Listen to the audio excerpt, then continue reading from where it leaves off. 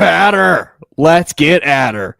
It is a very super edition of the Mainly Broncos podcast. We are flying like an eagle after that performance against the Philadelphia Eagles. The Denver Broncos shocked the world by getting their statement win over the Philadelphia Eagles. They won 21-17.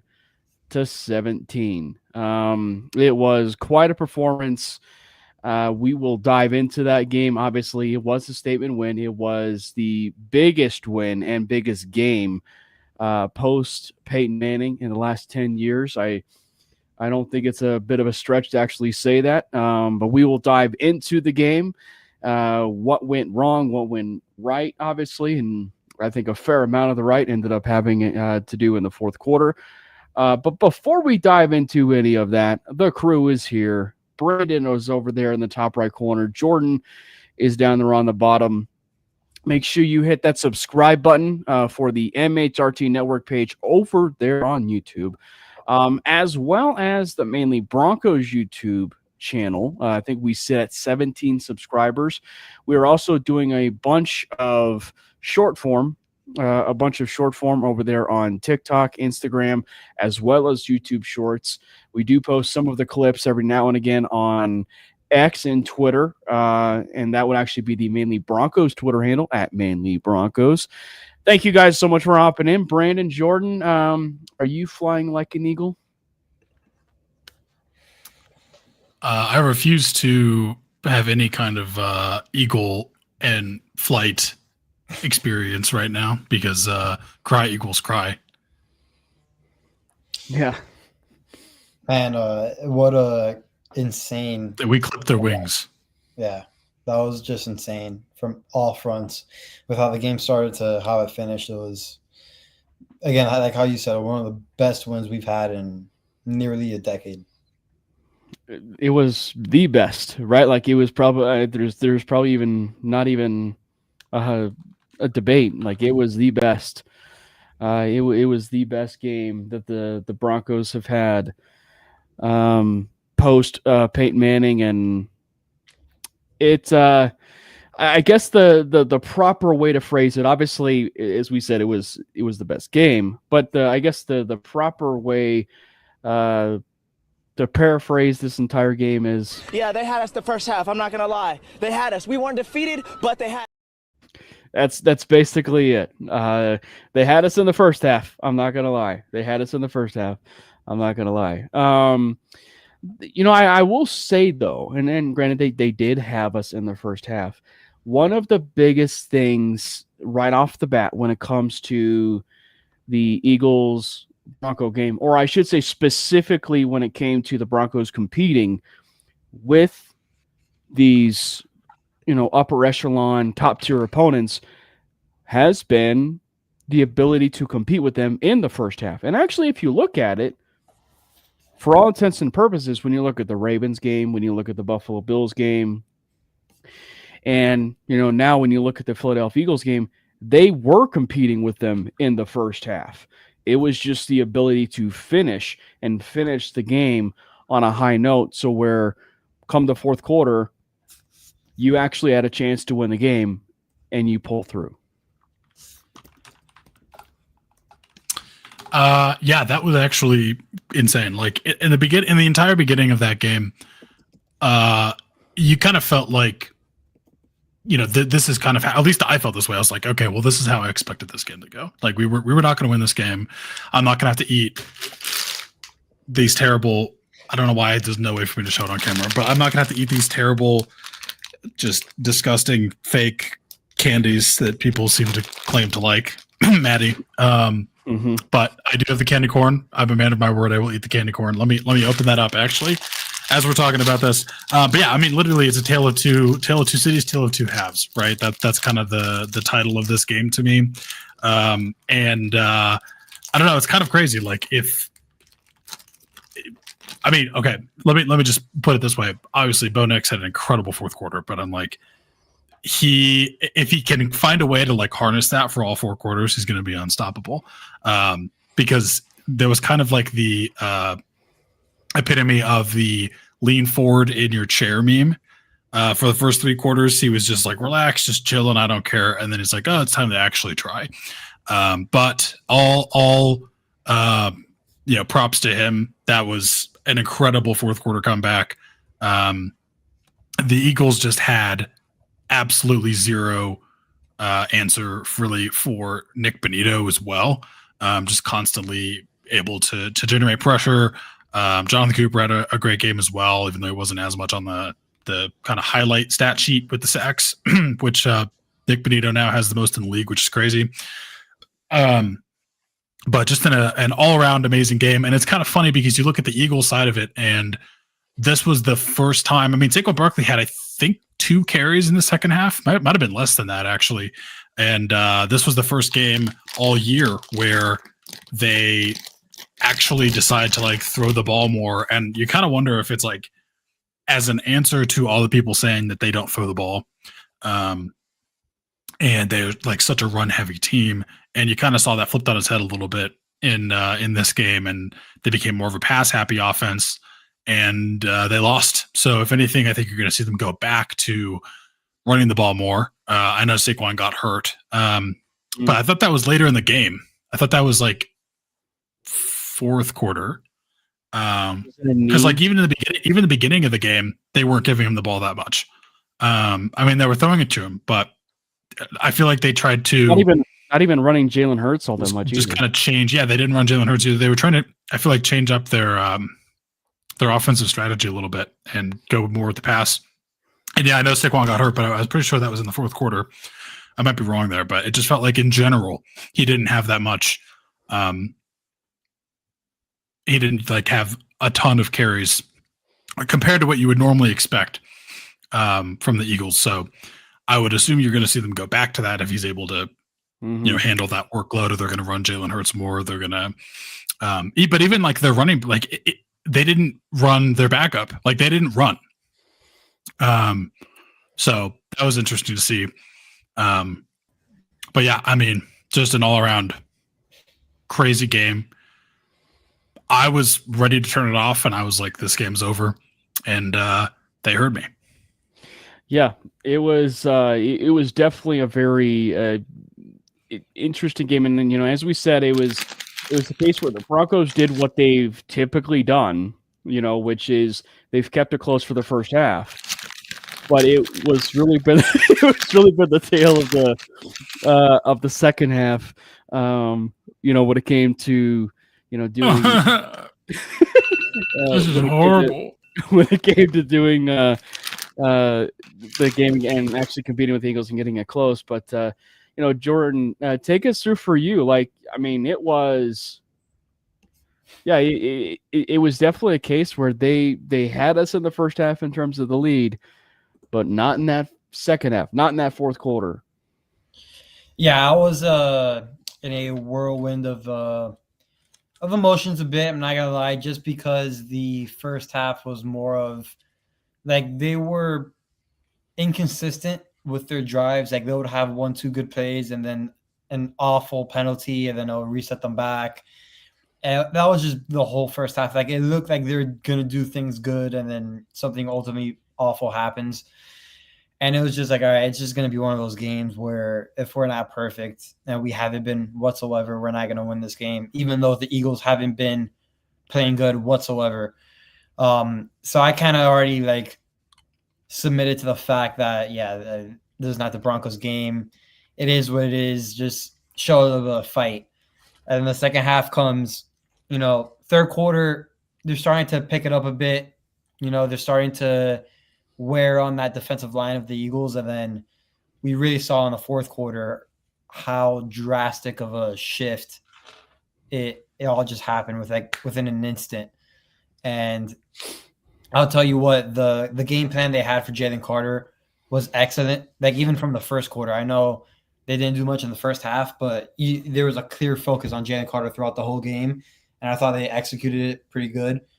They wore him out. Like he was tired at the end of it.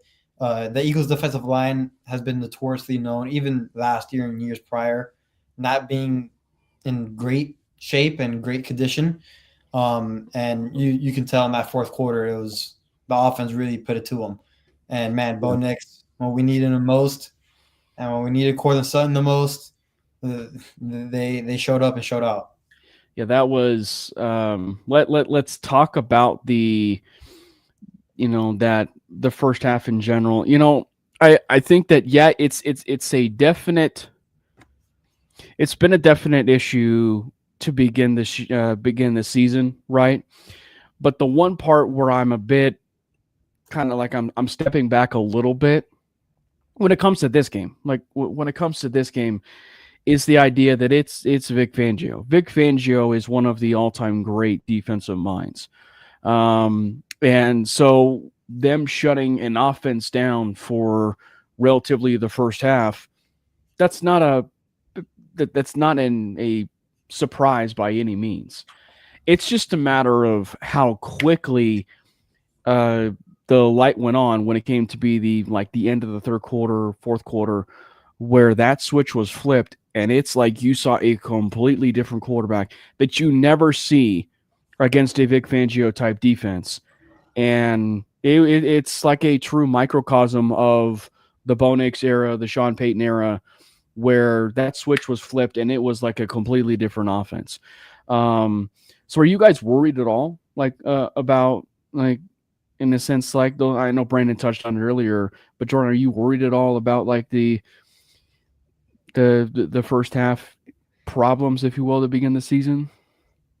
Not necessarily, just because, again, I think what they were trying to accomplish in the first half, again, it was very that's a good point. Jalen Carter was also hurt. So that also did play a big factor. So I would agree with that, Big Mike.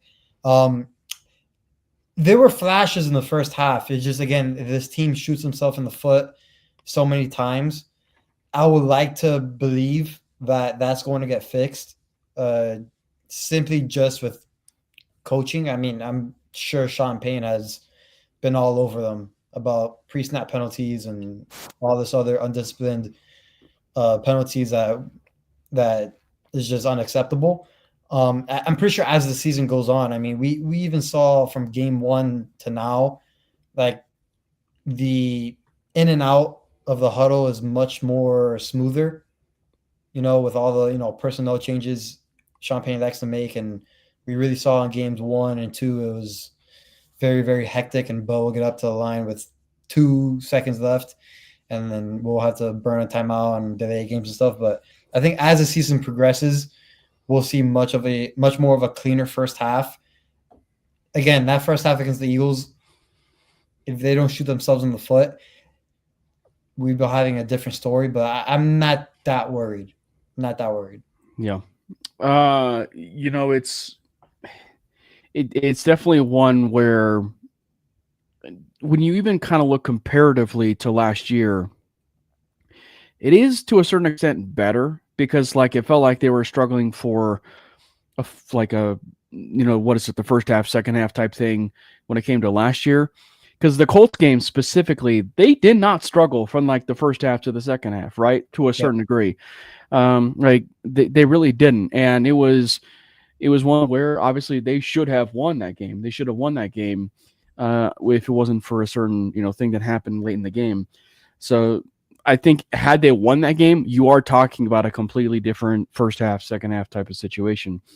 But man, to just talk about the elephant in the room, and a big elephant in the room, and a positive elephant in the room, that does such a significant thing for not just Bo Nix, but the entire offense moving forward. Because they battled. They absolutely battled. And, we talked, Brandon and Jordan, about the offensive identity that they may have found in the Bengals game, going for 500 yards. We got a chance to finally see this whole offense at work in the fourth quarter of everything that we had been wanting to see. Everything we wanted to see. Bo Nix out of the pocket, in structure, out of structure, Cortland Sutton beating some of the league's best corners in Quinyon Mitchell, Cooper DeJean. Cooper DeJean was he was a factor, I think, in the first half, but he was a non-factor when it came to be that second half. Quinyon Mitchell was actually, to keep it a buck, was getting burned by Sutton the entire game. Yep. And that is exactly what you want to see from a wide receiver who is or should be a dominant wide receiver one. You got a chance to see that running game. And I think that's the side of this where, yeah, even though things were struggling in the first half, the Broncos were staying with it, right? Like the Broncos were staying with that running game, and they ended up doing that, right? Like Brendan, like they ended up sticking to the running game. And then because of that, so much fed off of that, like the in structure, out of structure. And because of that, we got the Evan Ingram game. We got a chance to see him sort of. But in the fourth quarter when you needed it, and he breaks a tackle from Jalen Carter, huge moment, Brandon. Huge moment. I will respectfully disagree a little bit about the Evan Ingram side of it, just because, yeah, he did some work and like he had the touchdown, and I will give him his props for that. Like that dive, absolutely laid out for that. But I don't know. I still haven't seen him do what you need a tight end to be able to do in this offense, and like be that kind of reliable presence and reliable weapon for Bo. But I did think he had a pretty good game. I'm not an Evan Ingram hater by any means, but I just think I wish we had seen even more of him, and it shouldn't have taken this long to get to this point, to the fifth game of the year for him to do anything.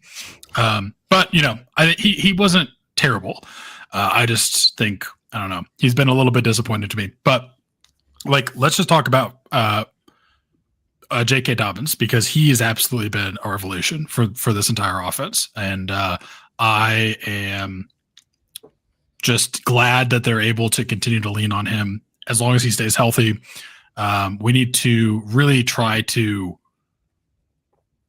continue to focus on the running game as much as we possibly can moving forward. I think that's going to really help us, especially just to make things as easy as we can on Bo. And that was like a big part of, his rookie season last year, is he didn't really have any kind of a running game to speak of. So I definitely love seeing that. And we stuck to it a little bit more than we had in the past, although I think there were some times where, you would have hoped that he had a little bit more, had a few more carries, J.K. Dobbins, or you used him more. I think I really would like to see them utilize him more in the passing game. And like, I know that's kind of more RJ Harvey's role, but I think J.K. Dobbins could also do pretty well there. But overall, definitely happy with how the running game turned out. And to me, I think part of the thing that really stood out to me, specifically in the fourth quarter with Bo, is you saw him, I don't know, sometimes it kind of felt like he was maybe, and I think this is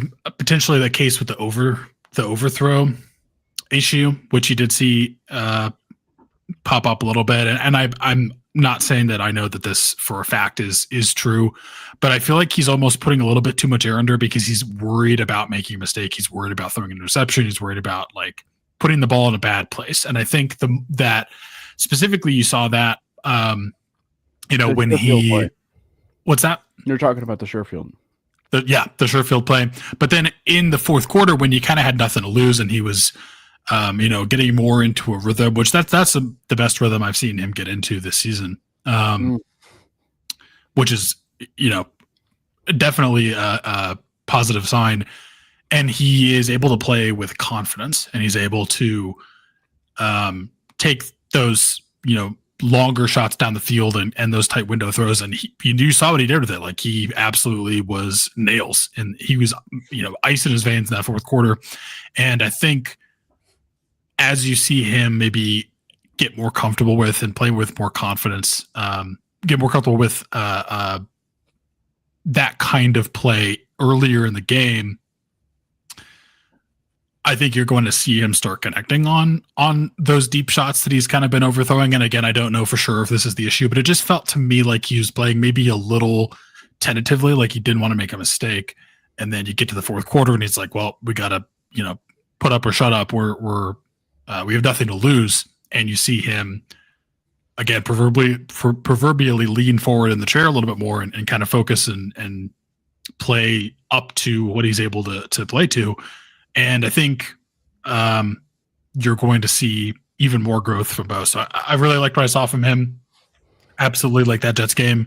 The Jets are bad. The Jets are a bad football team still. Like another year, kind of the same old thing, to be honest, which pulling out for our friend Play Like a Jet because he has to go through it again. But yeah, I think we'll get into it, but that's going to be if there's such a thing as a get right game when you're winning, that's somehow what that game is, because like it's just going to be like a momentum builder, I think, and not to knock on wood, not to count our chickens before they hatch, if you will. But yeah, no, definitely loved what I saw from the entire offense, the running game, and Bo specifically, obviously. Yeah. What's funny? We'll get into the Jets game earlier, but like the Broncos and Jets historically in the last, I don't know, like how many years, it feels like it's going on 17 years. That's like late, but that's an exaggeration. But it's just like every single game that the Broncos have had against the Jets has been a really close game.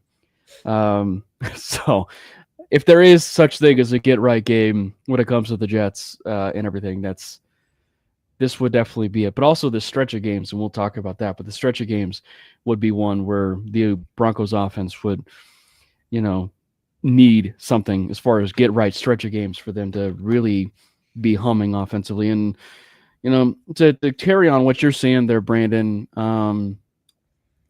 like we saw what the possible ceiling of the offense with the Bengals, but like that is like the kind of ceiling that you could see from a quarterback that like if for people that even before the season began,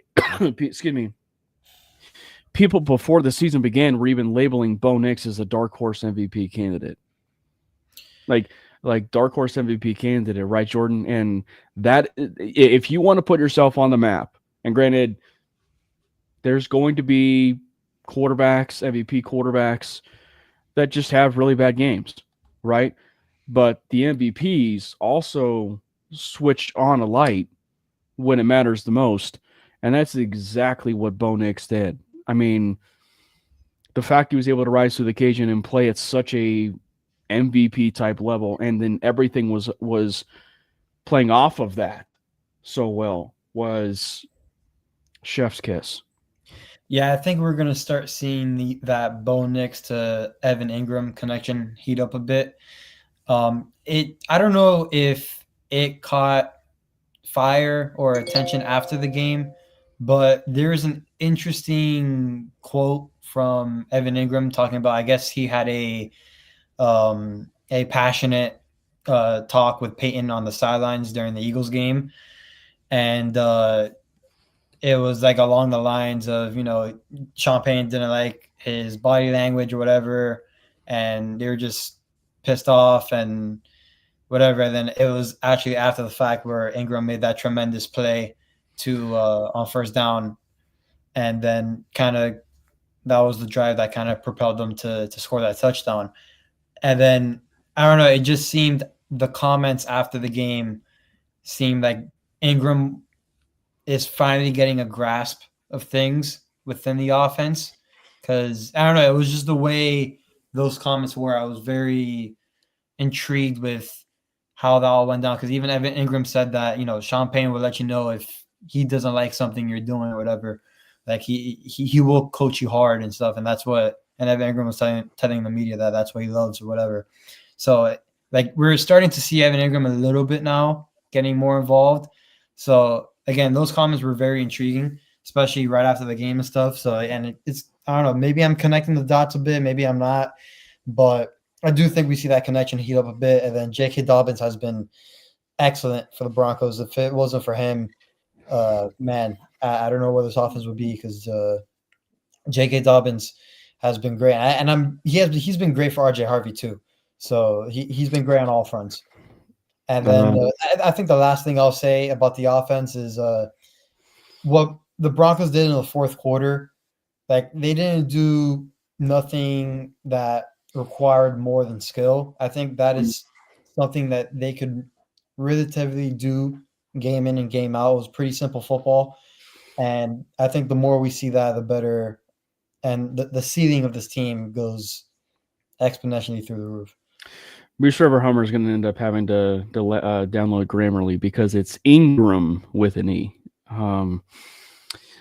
But no, I think that if there's one word as far as the identity or just like how they can take this off of this game, and to a certain extent, and maybe it's just because Dan Campbell's the pupil of that, but if there's one word that I think that needs to happen for this offense to really gel, is aggressiveness. And I have to think that, you know, the analytics obviously will always tell you do not go for a 2-point conversion, right? You do not go for a 2-point conversion when it comes to be 8 minutes left in the game. But I have to think, and then, you know, talking about reading a room, I have to think that the Sean Payton stuff on the sidelines, Brandon and Jordan, he thought about that Bengals game probably for a good 5 months in the offseason. And when it came to the Eagles game and 8 minutes left in the game, he decides to run a I dare you to beat us, simple speed out to Troy Franklin. And, you know, frankly, the play was so well designed that even if Bo waits just a tick longer, he had Sutton on a clear out in the middle of the end zone. It looked like on the tape. But he had Franklin, and Franklin, unlike last year, had the biggest moment of his NFL career catching that 2-point conversion. So I think the other part I would just say, Brandon, is like the aggressiveness is something that I would really like to see from this team going forward. So they went forward on that 2-point conversion, but let's see if they get a little bit more aggressive and going forward on 4th down. And, you know, when it kind of gets to be, you know, near midfield and everything, like if it's 4th and 1, 4th and 2, that you see a little bit more aggressiveness when it comes to that. I'm surprised we haven't seen that so far with just the effort we've seen from the defense and the amount of pressure we put on opposing quarterbacks. I mean, yeah, like going forward's a risk and you can give the ball back to the, you know, opposing offense with great field position, but like this defense continues to do what it's been doing. And like, that's already a tough ask. And like you saw what happened with the Eagles defending Super Bowl champions, really in the 4th quarter specifically, but like we scored 17 unanswered points. Like they could not do anything. And I just think, yeah, I agree. I think I want to see them be a little bit more aggressive. I want to see Bo Nix be a little bit more, again, confident and like able to get into a rhythm and not be afraid to, you know, take some shots and take some harder throws because he's able to do them. And I'm excited to see them do that, hopefully against the Jets. And just to kind of go back to what Big Mike was saying, the Jets have a good running game. I don't think I would say that their offense is good. Justin Fields has looked decent, but the running game is kind of the only good thing about the Jets right now. Like their defense is actually so bad, and it's surprisingly bad. Like you would not have thought with some of the guys that they have on that defense that they would be as bad as they are.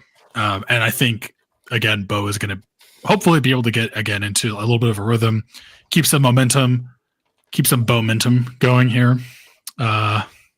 And yeah, hopefully we're able to see that against the Jets. I mean, the Jets' very own Breece Hall came out with probably one. It was kind of a funny quote, but it was also like really sad and also at the same time perfect. It's kind of like an all-in-one kind of thing there. Did you guys see what he said about basically like how bad the Jets have been playing? He said, other teams shoot themselves in the foot and we come back and shoot ourselves in the head. It's crazy. Yeah. So definitely excited to see what that's going to look like. And yeah, I agree about them being more aggressive. I think that's going to be something that hopefully you're able to see again against the Jets in London.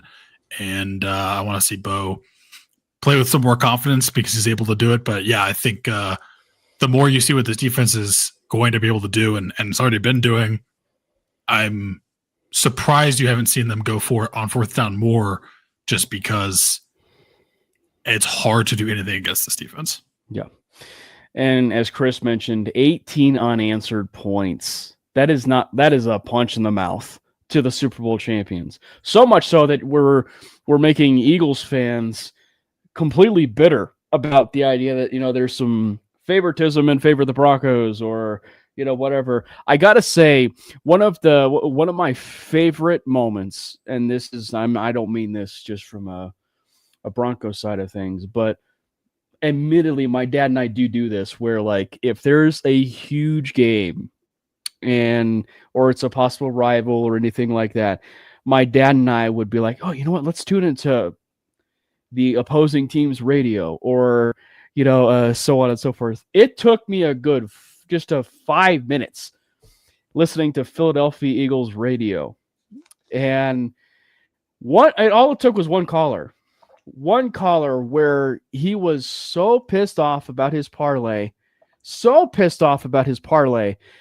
that it went from, man, the Eagles messed up my parlay to the Philadelphia Eagles are frauds.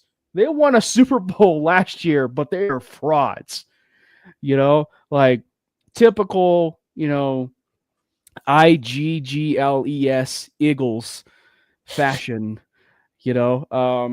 But, Jordan, I want to take this to you for a second because you are very critical. Obviously, maybe in due time, the Bryant stuff's going to end up working out. And I know we briefly mentioned about him, but I want you to kind of take us through because, you admitted Sutton had a phenomenal game. Right. But take us through your thoughts on Courtland Sutton's performance. Specifically in that game against the Eagles. And that he might be the only one where, he had that moment first in the game, but he was probably one of the few people that was rather consistent as the game was going on. Just take us through your thoughts as you were watching Sutton truly dominate. I think he really used his size to his advantage, which he does a lot, but against a corner like Quinyon Mitchell, sometimes that can get mitigated to a certain degree, but man, his releases off the line of scrimmage were pretty good. I thought his route running was actually much more improved from what I've seen as of late. I mean, whenever there's a 50-50 ball, a contested catch opportunity, it's almost certain that Sutton's going to make a play on the ball and more likely come down with it, which we saw in that back shoulder fade. That was pretty good. But what surprised me the most was the 3rd and 15 dart from Bo to Court. It was not just Court being right on the sticks. It was what he did after. He broke a couple tackles and has some impressive yak. Again, not the quickest, not the fastest, but he has a little deceiving part to his game that is starting to show for me at least. Come back, if you will, because he had it in 2019. Yeah, and listen, I've never had a problem with Courtland Sutton, the receiver. I've always just had a problem with his role on the team. But man, if he can now, again, these are back-to-back games where these are consistent, great performances as a true wide receiver one. If he can continue this trend, then this offense can take another step in the right direction because I think Troy Franklin is going to be just fine. I even thought Troy Franklin had a good game against the Eagles. Mm-hmm. Again, Marvin Mims didn't have enough opportunities to really grade him out as a receiver, which is fine. I think he did his job. He did most of the stuff on clear out routes, which again doesn't show up in the box score, but he did what he was asked to do. But in terms of Courtland Sutton, he really impressed me on Sunday. I was really, really happy to see how he dominated his matchup against Quinyon Mitchell for sure. He definitely made it obvious that he has 4 inches and 25 pounds on Quinyon Mitchell, which is what you want to see from a guy like Courtland Sutton, 100%. If he had caught that pass 2 minutes into the game in the first quarter on 3rd down, oh boy, it didn't start off great for him, but it's not how you start; it's how you finish. That was kind of his only miss. Mm-hmm. Yeah. How does the game look if he does catch the ball? Like he could be having a different. Might not even be a comeback, half. to be honest with you. It. Well, I was gonna say the hindsight's always 2020 because like I think back to the game against Buffalo in the playoffs where they finally connected on the bomb to Franklin, and then it really didn't matter after that, you know. So I don't know. It might have been a case where it might not have mattered, but you know, as we're talking about the oh, by the way, in regards to Courtland Sutton, something of note when it comes to him and his all-time stats, if this trend is keeping up, he will finish in the top 5 of all-time receiving yards for a Denver Bronco after this season. And then I think he needs 300 more, 400 more or something, maybe. But that's something that he can accomplish next season. If he does that, he will be firmly into the top 4, passing Lionel Taylor for 4th all-time in Broncos history when it comes to receiving yards. Thus, basically meaning that he will be the 3rd wide receiver in Broncos history leading in receiving yards, because Shannon Sharp obviously is above him, and that's going to be really hard to beat. But no, it's just it is something, and it may be, and I don't mean to trigger Jordan on this one, but like it might be one where Sutton might be so misunderstood in Broncos country to where it's not the level of Demaryius Thomas, because Demaryius Thomas was definitely misunderstood. But he's also my favorite wide receiver in Broncos history, as evidenced obviously with the Mario hoodie. But like, he might go down as, you know, one of the more underappreciated players in Broncos history, meaning Courtland Sutton. For sure. For everything that he gave the franchise, everything he went through. Yeah, that's the big part. You know, yeah, he's earned every bit of it. So, yeah, it's phenomenal to see what he's kind of accomplished. You know, as a member of the Broncos. Courtland Sutton is the AFC version of Terry McLaurin, not in the way he plays, in the way that he was on a team for most of his career with an absolutely atrocious quarterback situation. Oh yeah. And finally gets that's true. something. That's true. Yeah. We'll talk about this at some point after when we do the preview of the Jets. But apparently, the Browns might be selling. Apparently, they just did another trade with the Jaguars, sending Greg Newsome to the Jaguars. What? Just now. They traded Greg Newsome to the Jaguars? And then they traded Tyson Campbell, who signed a 4-year, $76 million deal. Didn't he just sign last year? Mm-hmm. That's a weird trade. Yeah, to the corner for corner. Mm-hmm. Yeah. So interesting. Yeah, so we'll definitely have to talk about that in terms of maybe the Broncos being a buyer market, because the Broncos rarely have been a buyer market. Frankly, I think the last time the Broncos were a true buyer, it didn't work out in Vernon Davis's favor, but it was the Vernon Davis move where they traded for Vernon Davis. They ended up winning obviously the Super Bowl, but he was kind of a non-factor. Yeah, so we'll have to talk about maybe the Broncos being a buyer, but bring me Tyler Linderbaum or Cody McCoy. David Njoku, baby, give it to me.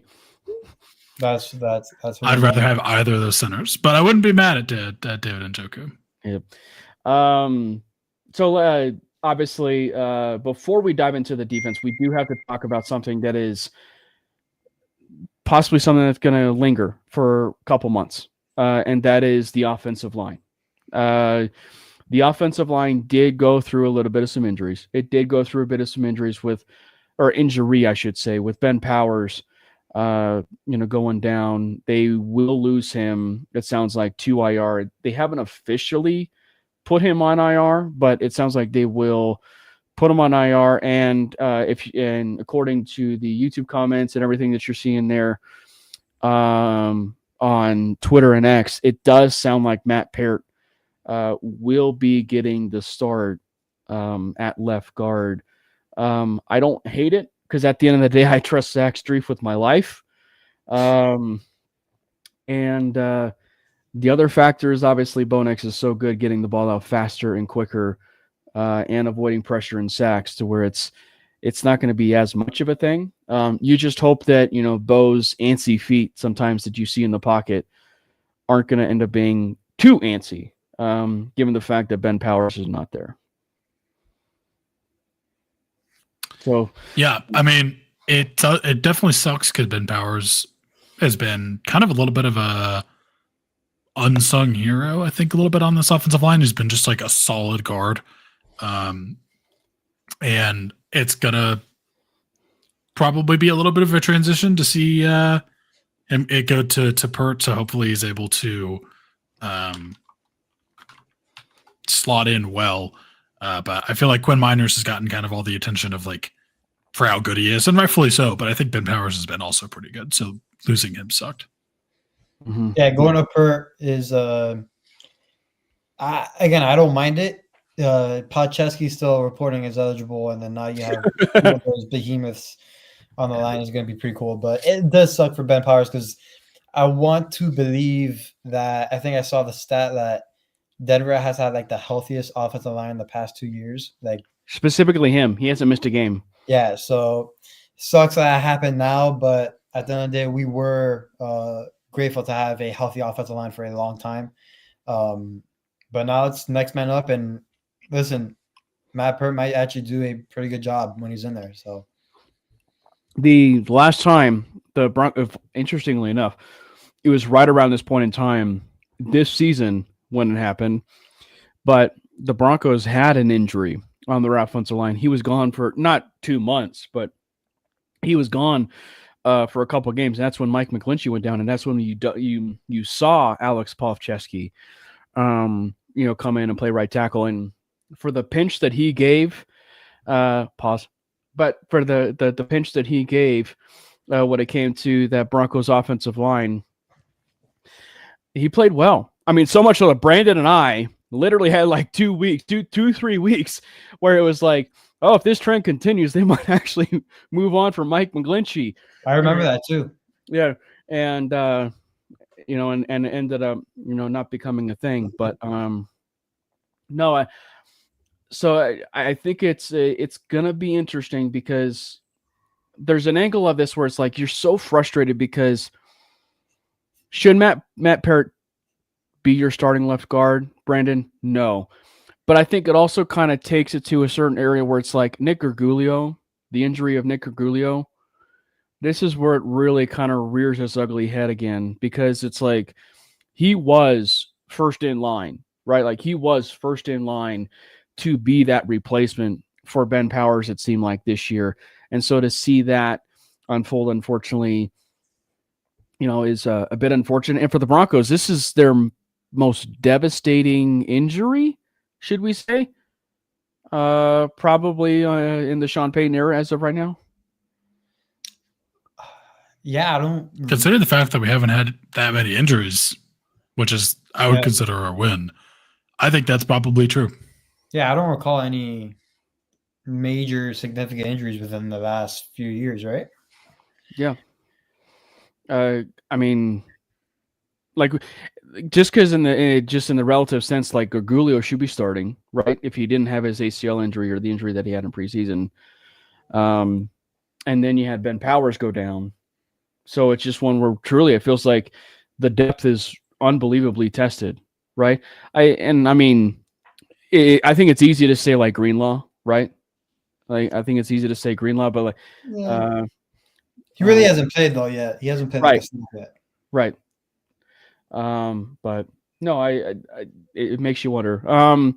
But moving on to the other optimistic and should we say dominant fashion, let's get defensive. Let's talk about this defense. To be fair, Big Mike, Greg Dulcich was always hurt.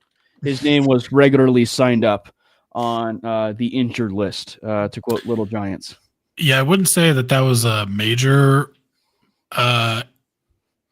injury or most devastating injury because he was never healthy enough to contribute on offense in general. So it's not like he was. It's not like he was good and then could never make the field. We never saw him. Big Mike always coming in clutch. I like that. Yeah, well, he's always got something to say when it comes to the Croatian sensation. Okay, go ahead. Jordan, did you know that's his nickname? Did you know that? I did not. That's we found that out. Was it 2 years ago, Brandon? Like that Dulcich was the Croatian sensation. So yeah. Can we talk about how much unnecessary hate Riley Moss has been getting in the past 24 hours? Because that's ridiculous, man. We're turning into basically, we were mainly Igbuka. 72 hours, I guess. We were mainly Igbuka in the offseason, and the last 2-3 weeks, we were like mainly Riley Moss. Like, it is absurd the crap that he's getting. I mean, go ahead, get the floor, Brandon. Okay, Riley Moss is probably one of the best top 8 cornerback 2s in the NFL, but he also happens to have by far the hardest job of probably any corner in football, because he has to play across the field from Pat Surtain, who just won Defensive Player of the Year. Riley Moss is unfortunately going to see so many targets that he's very good, but he's not Pat Surtain. He's going to see so many targets that you're eventually going to see him give something up, because again, he's not on the level of Pat Surtain, but he's good enough that you're still not going to see it that often. Like, he's still a very good corner. He's still one of the best corners, honestly, in the league, and definitely in the cornerback 2 spot. I think I saw something that he get the passer rating that he gives up when targeted would be like bottom 5 in the NFL. In terms of the quarterback passer rating would be bottom 5 in the NFL. It's like 50 something. Like, he is for all intents and purposes, he is a lockdown corner. Are you going to see some plays that he's given up? Sure. But the guy is going to be targeted just at a hyper extreme level. Like, he's going to see so many balls thrown his way that he has an incredibly difficult job, and he's still doing a very, very, very good job of holding up in that role. So everyone that wants to be like, oh, Riley Moss is terrible because he gets burned and because he's has a horrible separation grade or whatever. I don't even know all the stuff that I saw, but factor in that he's probably the most targeted cornerback in the NFL, because no one is ever going to throw to the other side of the field. I don't mean to cut you off on this. I'm good now. That was the rant. So, no, I because it looked like Jordan was going to say something. I did some digging. When it comes to coverage, and granted, it kind of includes the postseason on this, but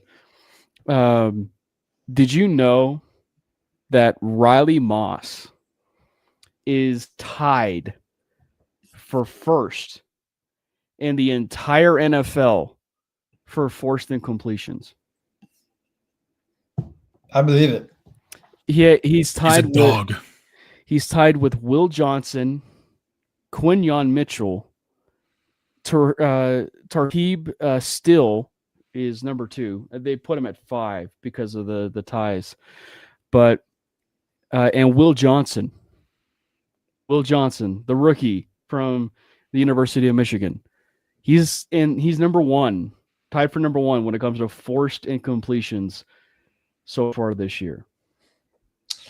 Yeah, the Riley Moss hate, again, he's going to give up completions. It's just the name of the game. Even Pat Surtain gives up completions, and I know that's a rarity, but with the amount of times Riley Moss gets targeted, it's going to happen.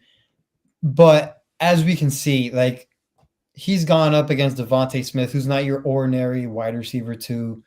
He's gone up against T. Higgins, who's not your ordinary wide receiver 2. He's gone up against really good wide receivers as well. So they're those matchups are gonna go. They're gonna be balanced more often than not. But just the amount of people that want to see Jade Barron in that role than Riley Moss. Like, I understand we drafted Jade Barron in the first round, 20th overall pick, high expectations and all that. And listen, I bet Barron can handle that role well, but to face that many targets with only a handful of games under your belt, I don't know if I want to put the rookie in that situation. I think Riley Moss has been just fine. Nearly every catch he's allowed has been contested, and the other receiver just makes a hell of a play. I mean, again, he has the hardest job in football, so it's tough. I don't have a problem with Riley Moss whatsoever. I think all the numbers even say that he's pretty well in his role that he has. So the least of my concerns on the defense is Riley Moss. I mean, I don't know how often Riley No, it's just, I don't know how often we need to say it when it comes to the perfect throw. Like, we've said it for the last 3 weeks, where you cannot defend the perfect throw. And I don't have any data to back this up, but it literally feels right. I tweeted this to Seegers because Zach Seegers had some really good stats today when it came to Riley Moss, but it was just like, I don't have any data on it, but it feels like half the throws or majority of the throws that is targeted his way, to what Jordan was saying, are perfect throws.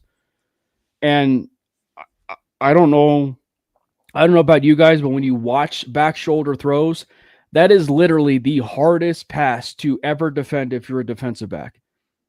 It is also one of the hardest throws to throw, just because of, it's based on timing. But it's just like that is a difficult pass to defend if you're a corner, because it's like in basketball, right? Like, you are relying on watching the defender turn around and timing it to get your hands up and everything. And to a certain extent, that's exactly what happened on the Keenan Allen touchdown, with the Chargers, or the one that apparently was going to piss off a lot of Riley Moss haters. And that was the 3rd and 4 that ended up being called back because of an illegal shift, which ended up going to Devontae Smith, which was a dime by Jalen Hurts to Devontae Smith. And oh, by the way, Devontae Smith is a former Heisman Trophy winner from the University of Alabama, better than Jerry Jeudy. It's just like, I don't know. It's just like, what exactly more do you want from the guy, except for what you want? 100% deflection rate when it comes to Riley? He has been targeted on 3rd and 4th down 13 times in 5 weeks. He's only given up 4 completions. That is a very, very, very good stat that I was very unaware of. Where'd you find that, Brandon? Like, according. I saw it was like a analytics Twitter page. I don't remember which one. Wow. Yeah, he's incredible. But if there is anybody that is public enemy number 1 when it comes to this defense, it is Alex Singleton. Because yes, watching Alex Singleton does make us yak. And obviously Landon was referring to Courtland Sutton when it came to yak. Well, Alex Singleton makes us yak. Yeah,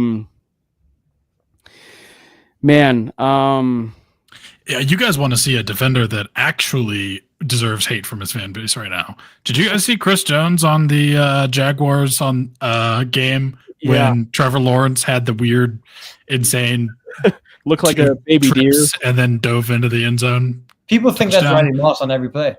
Yeah. What happened to the Chiefs, man? He just stood there and looked at him. He didn't even move. He wasn't even like in a stance. He just stood straight up and just like, oh, cool. That was actually insane. That was crazy. Chris Teddy Bridgewater Jones. No, yeah, that was something. But no, as far as Alex Singleton, it's like clockwork, right? Yeah. It's like clockwork at this point. And to be honest, it isn't just him. Like, Justin Sternhut is struggling. And I think that it's just an unfortunate thing because Sternad he's just backfilling a spot for someone. right? And I just think that like it's one where he's proven that he's like the backup and he's filling a spot, right? And I don't know, like it's just one where we're gonna have to have some very hard conversations with the Alex Singleton fan base. That is not good, because the moment Greenlaw comes back, and he will be back, the earliest that he can be back, I believe, is the Giants game. The green dot conversation needs to change. The green dot conversation needs to change. Greenlaw needs to be getting that green dot, the Greenlaw dot, as I would say. And the moment that happens, sorry, Singleton, you gotta go, man. Like you gotta go. Also, the fact that Malcolm Roach is coming back is incredible. But how can I give Dre Greenlaw my quad? Because we need him so bad. When he does come back, I'm assuming Singleton's gonna play right next to him. Like the fallout guy is gonna be Justin Strenard. I don't think it'll be Singleton. Probably, but Singleton not being our linebacker one is the big gonna be nice. Yeah. Like we've had a linebacker problem for as long as I can possibly remember, and we absolutely need to address that at some point this offseason. It's turning into the new right tackle. It's kind of been the right tackle. Or I should say the quarterback position too. But yeah, Malcolm Roach, for anybody that does not know, was designated to come off of IR today. And kind of reading between the lines, it sounds like Roach might travel to London, which in reading between the lines there sounds like he's going to play against the New York Jets. And, you know, when you do look at it from the standpoint of them beating the Eagles and being, frankly, 3-2 at this point, the fact they are 3-2 defensively and as good as they still have been, doing that without Malcolm Roach and Dre Greenlaw has been incredible. And, you know, as we said, we'll get at Greenlaw here in just a little bit, but Roach is going to make such a difference, you know, for this defensive line. I will say, you know, Jordan, it's going to be interesting to see how they handle the inactive list, because what is it? Jordan Jackson has been active for a fair amount of the, has been active for nearly every single game except for one. Because Savion Jones was active. So I am curious to see how all that's going to unfold once Malcolm Roach is back. Yeah, it will be very nice to see Malcolm Roach on the field relatively soon. I hope it's against the Jets. I know if he's active against the Jets, I don't think they're going to throw him right into the fire and give him a tons of snaps. I think he'll be on a pitch count, but just his presence in there. I mean, even the players say, like in the media when they were talking about Malcolm Roach, like, his presence is missed in the locker room. Like he's a huge locker room guy and huge vibes guy for that defense. And honestly, I know we talk about like Jonathan Cooper being like the attitude of the defense. Malcolm Roach is also one of those guys as well. Like he has a sense of a heartbeat in that defense as well. So it's going to be nice to have him with the whole Alex Singleton situation. I was one of those Alex Singleton, I don't want to say fans, but one of those people that was like, maybe he's getting too much hate, or I don't want to say hate, too much criticism. But now I think the criticism is getting fairly warranted because, man, that was let's just put it like this. Thank God the Eagles offensive coordinator did not give the ball to Barkley as much as we thought. I know he got hurt in the second half, but again, in the first half, I thought we were going to see a lot more of Saquon Barkley, and we didn't. But man, oh man, Demario Davis can't be a Bronco soon enough. Or Cody Barton again. Or Cody Barton, just anybody. If you play linebacker in the National Football League, please start learning Denver. Yeah, and look, anybody that wants to come in here and say, well, it was Saquon Barkley, he does that to everybody. Yes, he does. The thing with Alex Singleton, though, is just it's not just Barkley; it's everyone, you know. And yeah, so it's just it's going to be very interesting, you know, how things all shake out. But one thing, Brandon and Jordan, that has remained consistent has been this pass rush, or even the secondary. We actually even got a chance to see a huge moment from Barron when it came to a deflection late into the final drive. Yeah. But Brandon and Jordan, I think we've got a player who's making a very, very strong case that for the first time since 2003, 2004, we might actually have back-to-back Defensive Player of the Years, but they were different players on the same team. Dude, I said last year I thought that Nick Bonito deserved to be Defensive Player of the Year. And I'm glad that PS2 got it. But, dude, Nick Bonito looks even better this year. Absolutely ridiculous. Absolutely ridiculous. Like, he is already easily earned that contract. Like, easily. That's the other part is like... Actually, he looks underpaid. He does. He's underpaid. Yeah. Well, and I was going to say is how often do you see a player who gets the new deal and performs at this level, right? Because like it's usually one where it kind of takes them a little bit and then they perform. No, we're hitting the ground running, Bonito. And then Nick Bonito's that dog, man. He's got that dog in him. Crazy fact. Did you guys know this? The pick we used to draft Nick Bonito was the pick we got for Von Miller. Yeah.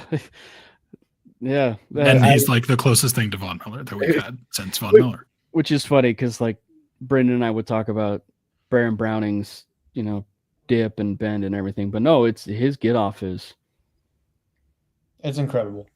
It's started to become a thing that every Wednesday we are starting to search for adjectives when it comes to Nick Bonito because there are no words right now to describe the way Nick Bonito's playing. Yeah. I wish there were, but there weren't. There isn't. Yeah. Mad respect, Tony. And Jordan was the only one who picked. He was the only one who picked Broncos over the Eagles, and I always love it when the team proves us wrong and played at such a high level. So congrats, Tony. You believed in it, and just massive kudos, man. They play 18 unanswered. The Nick Bonito thing is so fascinating to me from even the Vance Joseph side of things, because one of the player comps for Bonito coming into the league was a popular one, and it was Hassan Reddick. Does anybody know like kind of what happened with Hassan Reddick in the career with Vance Joseph? Was like, was it like if you look at it, he was kind of wavering like what Baron Browning was with the Broncos, but like he was kind of like, okay, they're going to put him at edge. They're going to put him at, linebacker, inside linebacker. They're going to kind of move him around. And then it really wasn't until like his last year, right? Like it wasn't until his last year or second to last year where they said, you know what, let's put him at edge. We're seeing some things a little bit at edge. And he really blossomed. He really blossomed into one of the more underrated edge rushers in the entire NFL. I think that when you look at it when you look at it from Vance Joseph's side, I wonder if the Reddick thing was in the back of his mind, or even the Zaven Collins stuff, right? Like, or even the Zaven Collins thing too. But it's just like he probably realized this dude is a monster off the edge, and he's an athlete. He's got that quick get off. Let's put him in the absolute best possible place to succeed, and he has gotten better since day one. Nick Bonito has as many or more sacks than 8 NFL teams. He's even probably, I assume, pressures too. For sure, pressure. And like the fact, and like, let me also say that I know like Jonathan Cooper is almost the Riley Moss of the edge room because he has to play opposite Nick Bonito. Not that everyone is hating on Jonathan Cooper, but I feel like he's kind of living in his shadow a little bit because Jonathan Cooper has also been incredibly good. Yeah. Like he looks just a shade slower than Nick Bonito himself. Like that's how good Jonathan Cooper has looked. And he has 2.5 sacks himself. But he has been an absolute force on the other side, across from Nick Bonito. And it's like, he's literally giving Von Miller, DeMarcus Ware vibes. because Jonathan Cooper is also so good. What do we call him? The Tim Patrick of the room? Like, just because he's Mr. Consistent. Yeah. Like, Cooper is playing like one of the comps that I had for Cooper, and it was a Peyton draft pick, but one of the comps that I had for Cooper was Everson Griffin. Like, because like he was a relentless player, but he was a consistent player, a rather consistent player. Like you and I, Brandon, like you and I even talk about how good. Oh gosh, Ryan Kerrigan. The name was escaping me for a second, but Ryan Kerrigan on the Commanders, like or before they were the Commanders. Yeah, before they were the Commanders, the Redskins. Yeah, no, it's just like, but like just how consistent he is, like just how consistent he is in terms of the run game and just even in the pass situation. I just think that that's the side of this with Benito we have yet to even see yet, and that is for being a pass rusher. Right? We said so often when Fangio was here, or even when Vance Joseph was here, is like, why are they dropping Von Miller in the coverage? Why are they dropping Bradley Chubb in the coverage? Right? Like, for Nick Benito, he is such a really smart, instinctual edge rusher in pass coverage that we haven't even seen that side of him yet. So, like, if you look at it from the standpoint for Benito, it's like if he does add the stuff from last year, which is 2 defensive scores, this may sound incredibly biased on it, but it's like if that happens with the sacks that are piling on, it is going to be darn near impossible to not give him Defensive Player of the Year at that point. Yeah. Well, unfortunately, I feel like it's going to be difficult for the NFL to stomach giving Defensive Player of the Year to the same team 2 years in a row, but it's happened. They should. It is, yeah, and it's definitely happened. By the way, regarding Jonathan Cooper, among qualified pass rushers, he has the fastest get off in the NFL. So he's faster than Benito. Right. Which is insane. That's crazy. I mean, he looks slower than Nick Benito because Nick Benito just looks otherworldly, but that's how good Nick Benito is, and that's how good Jonathan Cooper is. Jonathan Cooper is so underrated. There's a clip going around from Frankie's Films, or at Frankie's Film, who does stuff for Let's Talk Broncos, and it's the part where they literally beat Lane Johnson and Jordan Mailata, who I don't know if you guys been living under a rock, but like those are 2 of the best tackle duos in the entire first team All Pros. Like, yeah, I think those are the best duos of tackles. And so the fact that you have 2 edge rushers with that getting to the quarterback, yeah, you are solidifying yourself as, if not number 1, 2 or 3 when it comes to the best duo of pass rushers in the NFL. And then obviously, yes, for anybody that doesn't know, we are definitely a Jonah Ellis fan club. Even though I did probably stir the pot a little bit about tweeting about Jonah Ellis for AJ Brown during the week of, but I do love Jonah Ellis. And I mean, frankly, the breakout candidates are proving smart between Troy Franklin and Jonah Ellis so far to begin the year. Did you guys see Nick Benito do the Fly Eagles Fly celebration? Yeah. After sacking Jalen Hurts, that was Nick Benito is a monster, man. He's got a little bit more swagger to him this year or confidence too, because like right, like he did the famous one for Jordan, when he sacked Cam Ward, and he did the 6-7 celebration. Was it last week? And then he did the Fly Eagles Fly. We were down 14, by the way, when he did that. We were down 14 when he did that. Yep. And I think he did it again, and at some point, like it may have been after the game. Another player that we need to give, and look, if Mike Carmelini is watching the show, we apologize, but there's another player we do need to be giving some props to. And to kind of toot my own horn, I predicted that he would be a Bronco in the offseason. Yes, Brandon. But Talanoa Hufanga. Like, Hufanga has been as advertised and more.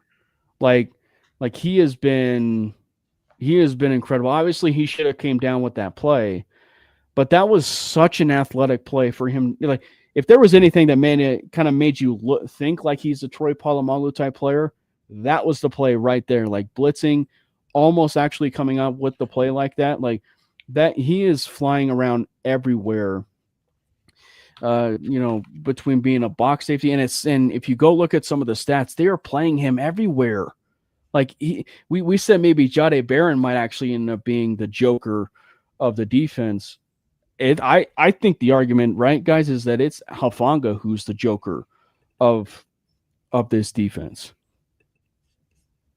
Yeah, dude, Hufanga is absolute, just also a madman. Like, Cam said it. He's been as advertised. I've loved Hufanga. I feel like every time I ever watched the 49ers, which was not that much, to be honest with you, but in the past few years, every time I watch them, I'm like, damn, Hufanga looks so good. Yeah.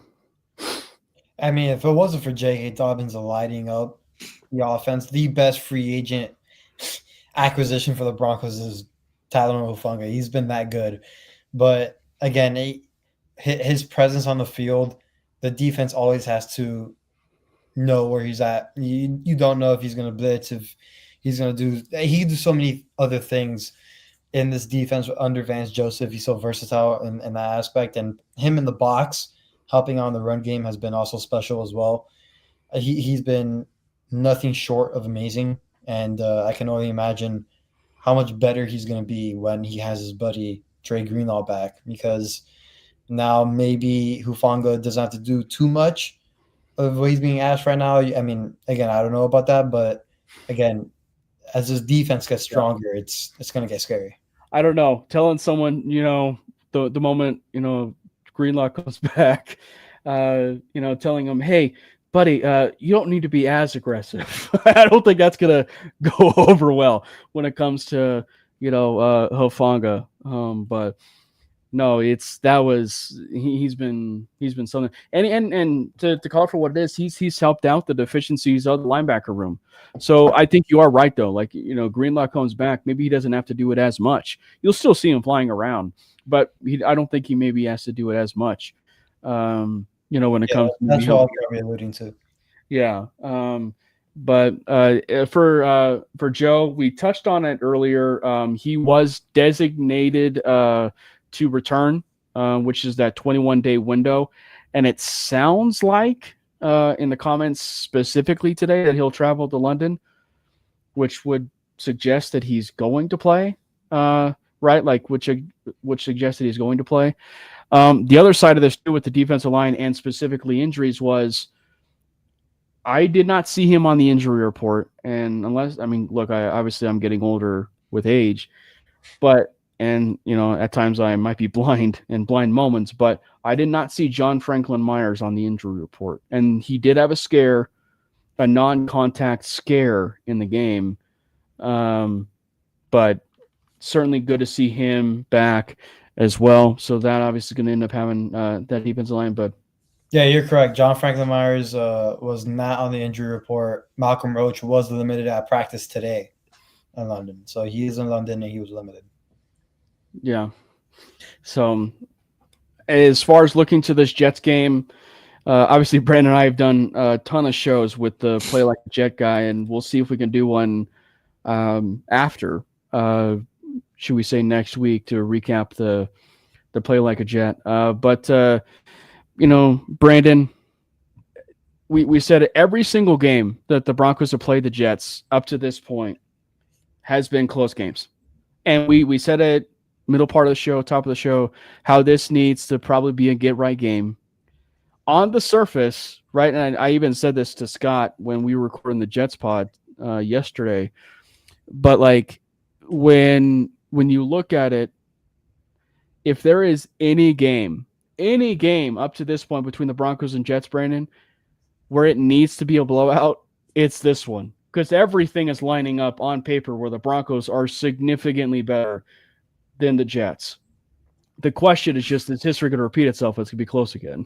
The one thing that scares me again with the Jets is and also the one thing that I think they're actually doing well, which is their running game. Even defensive line. What's that? Oh, just defensive line too. Like, yeah.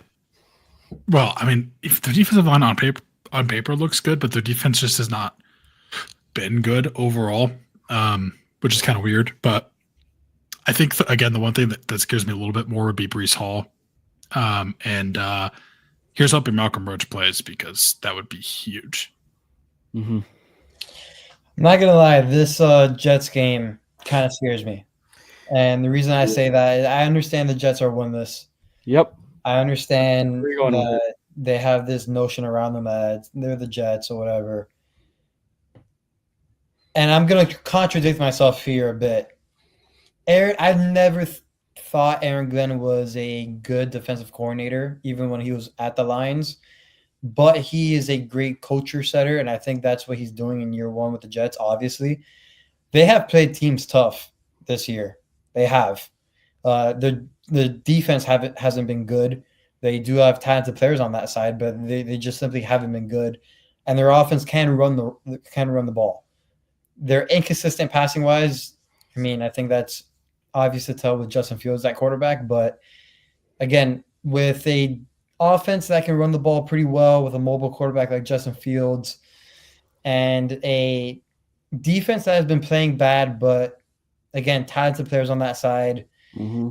I mean, I don't know. It's you can see the culture and the toughness being set in for the Jets. Again, they have not won a game, but they've been playing teams tough. It hasn't been easy for them. So, to your point, with Aaron Glenn, I really like him as a coach. I think it's just because he's a culture coach, as you said. If you actually look at his stats when he had been with the Lions, granted, a lot of that ended up being the draft picks along the way, but the defense got substantially better year after year after year when it came to the Detroit Lions. And if they can stick with Aaron Glenn, then I think you'll start to see that Jets defense continue to get better and better and better and better. But where I thought you were going to go with this, Jordan, is it's just and Tony's comment, I don't think he meant it this way, but it's the idea of a trap game. And my immediate reaction, sadly, was the moment that game happened with the Eagles. As fantastic of a victory as it was, oh man, we have a 7:30 game Mountain Time, 9:30 in the terrible time zone of the East Coast where Jordan is. But it's 7:30 Mountain Time. It's an early game in London in neutral territory, and a team that is 0-5, that is literally searching for their first win. And is it bad that I'm thinking this way? Maybe to a certain extent, because there is no way, right? There is absolutely no way I can see a Sean Payton-led team thinking, oh, this is a trap game. It's just when the mind goes like that, I think we even talked at some point during the season where this had a chance to be a trap game, right? As far as a London game. Yeah. But we weren't sure. We weren't sure if it was going to end up being a trap game. And sure enough, it ended up being kind of a trap game to a degree.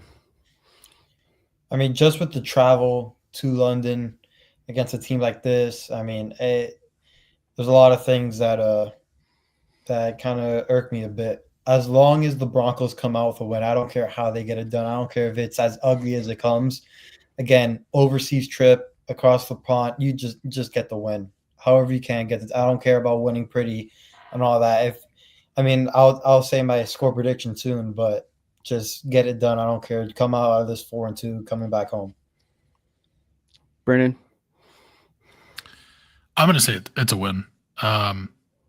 I think a lot of the times, you hear people talk about oh, it's a trap game. And I guess I could see by the definition, depending on how you view trap games, yes, this could be a trap game. But I think just based on, again, everything that we've seen so far from both of these teams, I don't think the Jets are a good team.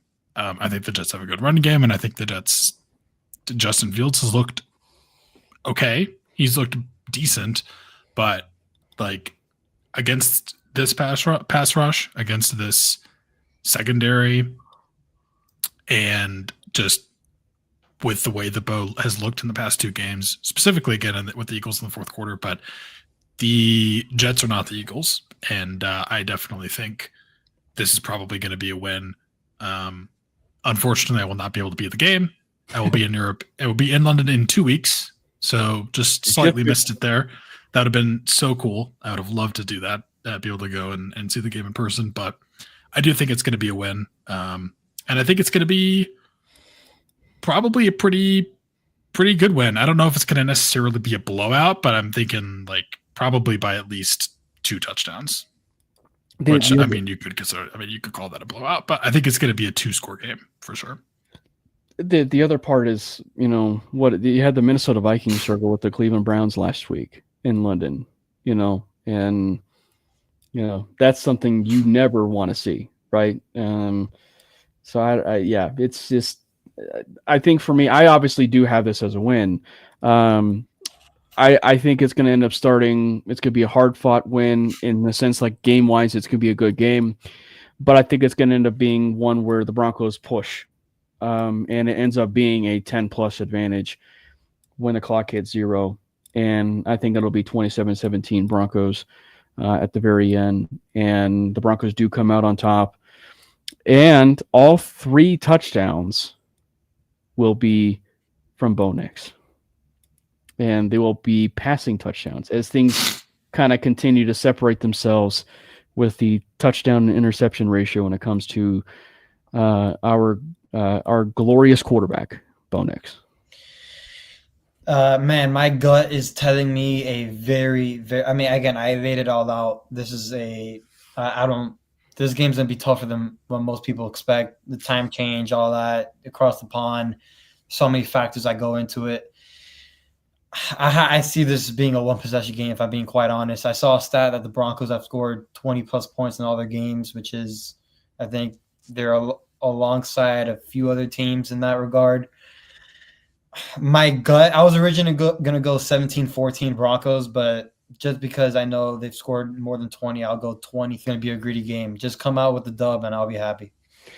And the Broncos have shown us, right? Like the Broncos have shown us that they are well prepared in terms of beating teams that they should, and this is no exception. So go out there and prove it. So go out there and prove it for London, and hopefully that could become a thing. Briefly, as we end the show, we touched on it briefly with some names, but the idea, Brandon, about the Broncos possibly being buyers. Because the Browns and Bengals made a bit of a weird trade this week, actually yesterday, with an in-division trade, helping out division opponents, if you will, with the biggest position in all the sports, in Joe Flacco to the Bengals. So is it possible that maybe the Browns might be sellers, as evidenced by not just Flacco, but trading Greg Newsome? I mean, man, the Browns are in such a weird situation. That trade specifically was odd to me because you see a cornerback swap, and Tyson Campbell did actually just get paid by the Jags in July, I think. And I mean, he's a decent cornerback. I don't know. It's just kind of weird. I do think you probably will see more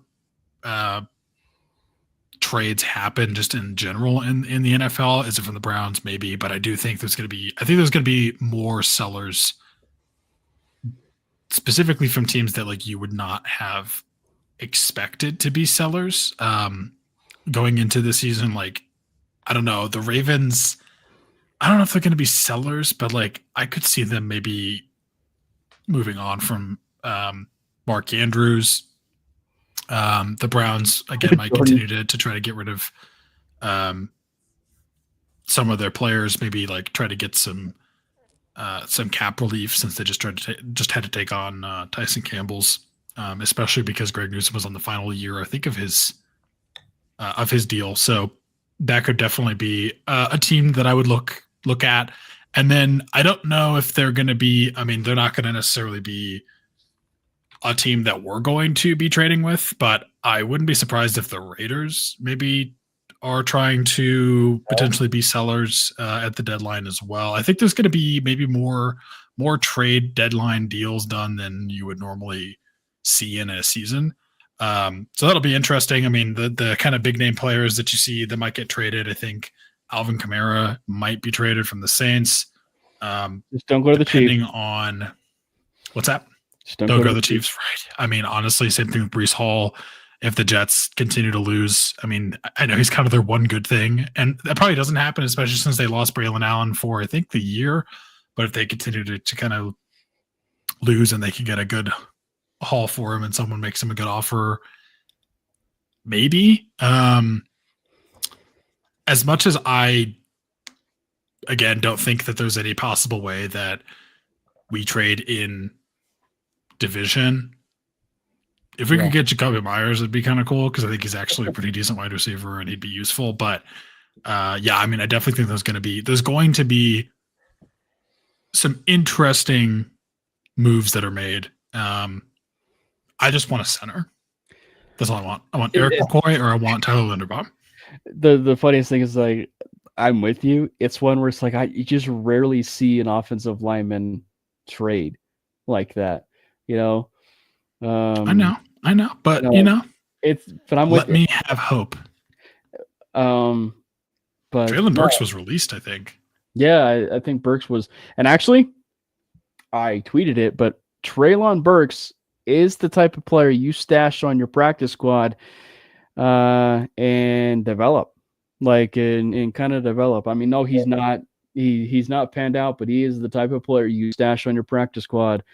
And I know Sean likes reclamation projects, and also not to make David Talks Broncos mad, but if you're listening, David, no harm, no foul on this, but Burks is better than A.T. Perry. So having Burks on the practice squad, I think would mean well, even though they signed Samori Torre. So I will gladly take Burks over Torre any day. Yeah. But, man, I would love me some Demario Davis. You said that, yeah. He knows the system. And there's an argument where maybe Greenlaw doesn't need the green dot and you give it to Demario Davis, right? Yeah. I mean, listen, I know the Saints are going to be they're for sure going to be sellers. I don't know who their center is. I'm assuming it's better than our situation. McCoy, I think. Yeah, I'm assuming it's better than our situations. That center, Demario Davis, I'd be looking to a lot of people. I mean, I don't know if they'll do it, but maybe Taysom Hill. I know it sounded crazy, but I dropped it in the Slack chat. Do I think it's going to happen? No. I don't think it happens either, but no. But I was saying, if you're going to be sellers, why not trade? You cut Kroll immediately, and you trade for Juwan Johnson, and you have a Juwan Johnson, Evan Ingram type of room. Yeah. But look at it. He signed his deal, and clearly it was going to be an Evan Ingram or Juwan Johnson type of situation in the offseason. And now that they're selling, or seems to be selling, you might as well just get them. And obviously finances isn't really a problem when it comes to the Broncos, as we found out. But no, I think that it's going to be the one part for me that's going to be interesting is, as we said, the Broncos really haven't been buyers, right? Like the one point where they've been buyers was the year they won the Super Bowl, right? Like when Vernon Davis was traded to the Broncos, and he didn't do anything, right? Like he really didn't amount to anything. He won a Super Bowl, but it really didn't amount to anything because he was all Virgil Green. Like it was all Virgil Green who was kind of performing and not Vernon. So when I kind of look at positions, undoubtedly center would probably be number one, but tight end, linebacker, like those are probably 1 and 2. The one that I do think gets interesting is, and granted, maybe it's just because we were banging the drum this off season, but if the wide receiver room continues to kind of go on its ebbs and flows, trading for a wide receiver. I mean, obviously that is far more of a want versus a need. Yeah. But going out and, getting a wide receiver who's expiring on a deal, and clearly on the trade block to get him, you have a pretty decent room at that point. I don't know who that'll be, but you would have a pretty decent room of Cortland, the guy you acquire, obviously Troy Franklin, Marvin Mims, so, and those are the kind of moves, right, that do separate yourself when you kind of sometimes you got to make those want versus needs type moves, and it helps you win a Super Bowl. Judy, come back home.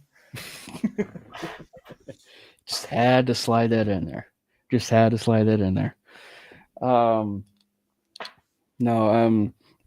It'll be interesting. It's going to be a very interesting mid-season, if you will, with the trade deadline, and it's going to be hopefully a Denver Broncos victory over the New York Jets this Sunday. Actually, rather than talking in absolutes, it will be a Denver Broncos victory against the New York Jets. Obviously, because we do not want this situation again. Yeah, they had us the first half. I'm not gonna lie. They had us. We weren't defeated, but they had.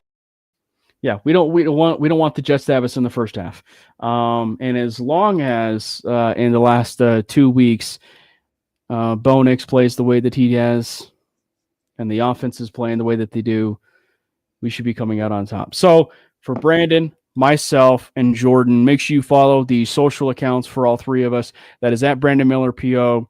That is at Jordan T. Lopez, and myself at Cameron Parker PO. You can also follow the show handle at Mainly Broncos. You can also follow the MHRT network there. You can also subscribe to both the MHRT network YouTube channel. We are pushing for 2,000 subscribers by the end of the year. I know that's a hard task to pull off, but we are pushing. But let's try and get to 2,000 subscribers by the end of the year. We are also hoping to get some more subscribers over there on the Mainly Broncos YouTube page. We are doing short form over there. We're also doing short form on TikTok, Instagram, those places. And actually, the last 2 posts over there on Instagram and TikTok were pretty viral, I should say. I think it ended up with, last I checked, was like 20-some thousand views were the last 2 posts that we had on there. So that was very, very good to see. So make sure you go check us out there over on TikTok, Instagram, as well as the social media handle of at Mainly Broncos, where we also post some of those clips. It has been a great episode. Let's go Broncos, and God bless Bo Nix. Let's go Broncos! God bless Bo Nix! Fast lane when I pass in the street, bag of money in the passenger seat. Tempo's been asking for me on the road from the west to the east. Way up, I might never come down, cause the coast's racking up the flight miles.